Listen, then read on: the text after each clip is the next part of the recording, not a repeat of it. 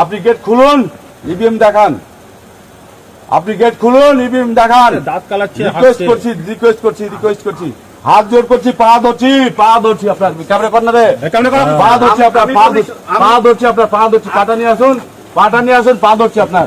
শুনেন বলছি, আপনার চাকরি চলে যাবে, বাংলায় থাকতে পারবেন না, দিল্লিতে থাকতে হবে, চামড়া তুলে দেবো। আপনাকে বলছি গেটটা খোলেন।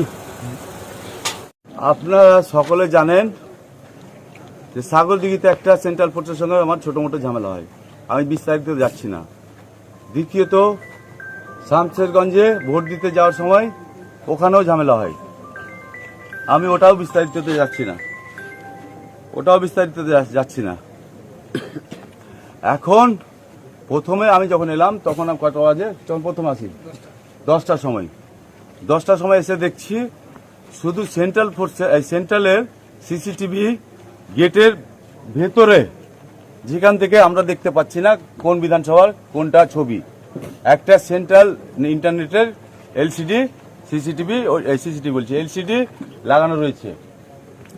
প্রথম কথা, আমি চার্জ করলাম যে বাইরে এলসিডি নেই কেন, গেটের বাইরে, ভেতরে তো ঢুকতে দেবেন না, ঠিক আছে আপনাদের রুলস প্রোটোকল আমরা মানি আর মানবো, সংবিধানের বাইরে নয়, আমরা সংবিধান মেনে চলবো, যেটা সেন্ট্রাল গভর্নমেন্ট করে দিয়েছে ওটাই মানবো আমরা।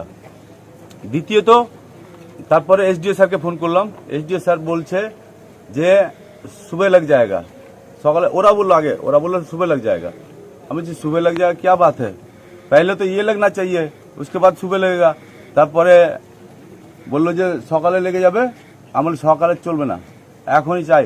এসডিও স্যারকে বললাম স্যার এখনই চাই, রিকোয়েস্ট করছি আপনাকে, এখনই চাই স্যার। বলছে না হবে না, সকাল হবে। আমি এসডিও স্যারকে বললাম যখন, যে যদি আপনি প্রার্থী হতেন, আপনি ক্যান্ডিডেট হতেন, তা আপনি সকাল পর্যন্ত ওয়েট করতে পারতেন স্যার। তখন বললো এসডিও স্যার যে 8 ঘন্টার মধ্যে আমি ইনস্টল করিয়ে দিচ্ছি। এসডিও স্যার খুব ভদ্রলোক, খুব ভালো মানুষ, এরকম এসডিও আমি জীবনে দেখিনি। উনার সঙ্গে মানে কি বলবো, এত ভালো মানুষ ওনাকে আমি দেখিনি। এসডিও স্যার খুবই ভদ্রলোক, জেন্টেলম্যান। এসডিও স্যার 8 ঘন্টার মধ্যে ইনস্টল করলো। তারপর আমি এসডিও স্যারের সঙ্গে কথা বলে বাড়ি চলে গেলাম। আমাকে 1:30 নাগাদ আমার ছেলেরা, না 1টা নাগাদ আমার ছেলেরা ফোন করে। তারপরে ওরা বললো যে 1:05 না রে, 11:17 তো 17 মিনিট ক্যামেরা অফ। 2 নম্বর কটাতে 12:35 হ্যাঁ 12:20 কিংবা 38 আপনারা সিসিটিভিতে রয়েছে, পেয়ে যাবেন। 12:20 কিংবা 38 কতক্ষণ 20 মিনিট বন্ধ, 20 মিনিট বন্ধ। তো আমাদের বাড়িতেও ডিজি আছে, জেনারেটর আছে। আমি 1 সেকেন্ডে ডিজি চালু হয়ে গেছে, কারেন্ট পালালে তো পুরো সিস্টেমে কারেন্ট পালাতো। এখন টেকনিক্যাল ফল্ট বলছে না, টেকনিক্যাল ফল্ট না, এটা ওই ফল্ট, দিল্লি ফল্ট, এটা টেকনিক্যাল ফল্ট না। ডিজি 1 সেকেন্ডে চালু হয়ে যায়।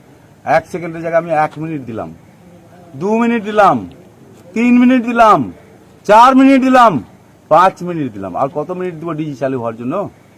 টেকনিক্যাল ফল্ট সব বুঝি আমরা, সব বুঝি। ভোটের আর দরকার নেই বাংলায়, ভোট আর চলবে না বাংলায়, আর ভোট চলবে। আমি আমার বিধানসভা হারছি, জঙ্গিপুর জাকির সাহেব হারছে, শামশেরগঞ্জ নূর আলম হারছে, ফারাক্কা ওই আমাদের আমিরুল হারছে।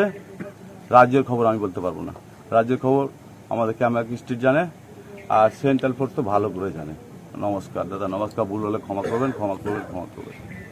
আমি আর একটা কথা, আমি চাই বিজেপি জিতুক, বিজেপি সরকারে আসুক। আমি চাই কংগ্রেস জিতুক, কংগ্রেস সরকারে আসুক। আমি চাই সিপিএম জিতুক, সিপিএম কংগ্রেসে আসুক, সরকারে আসুক। আমি চাই আইএসএফ জিতুক, সরকারে আসুক, কিন্তু ন্যায্যভাবে।